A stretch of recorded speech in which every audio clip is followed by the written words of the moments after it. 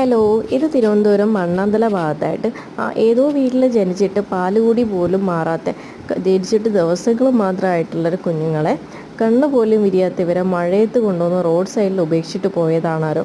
അതുവഴി പോയൊരു ഓട്ടോ ചേട്ടൻ ഞങ്ങളെ വിവരം അറിയിക്കുകയും രാത്രി 11:30 എൻ്റെ ഒരു സുഹൃത്ത് ആനന്ദ് പോയി ഇവരെ റെസ്ക്യൂ ചെയ്യും. ഞങ്ങൾ ഫോർമുല വിളിക്ക് വാങ്ങി അടുത്തുള്ളൊരു പെറ്റ് ബോർഡിങ്ങിൽ സരിത ചേച്ചീനെ ഏൽപ്പിക്കുകയും 7-8 കുഞ്ഞുങ്ങളുണ്ടായിരുന്നു.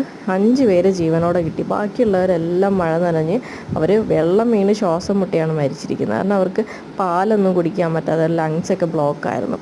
വളരെ കഷ്ടപ്പെട്ട് ഒത്തിരി ദിവസം ഹോസ്പിറ്റലൊക്കെ ഇറങ്ങി കയറി 5 പേരെ ജീവനോടെ ആരോഗ്യത്തോടെ എടുക്കാൻ പറ്റി. അങ്ങനെ ഒരു മാസത്തിന് ശേഷം ഇവർ നടക്കാറായി. ഇവർ ഭക്ഷണമൊക്കെ കഴിച്ചു തുടങ്ങിയപ്പോഴേക്കും ഫേസ്ബുക്ക് അഡോപ്ഷൻ ഗ്രൂപ്പുകൾ വഴി പോസ്റ്റ് ഇടുകയും 5 ജില്ലകളിലായിട്ട് ഞങ്ങൾ 5 പേരെ ഡെലിവറി ചെയ്യുകയും ചെയ്തു.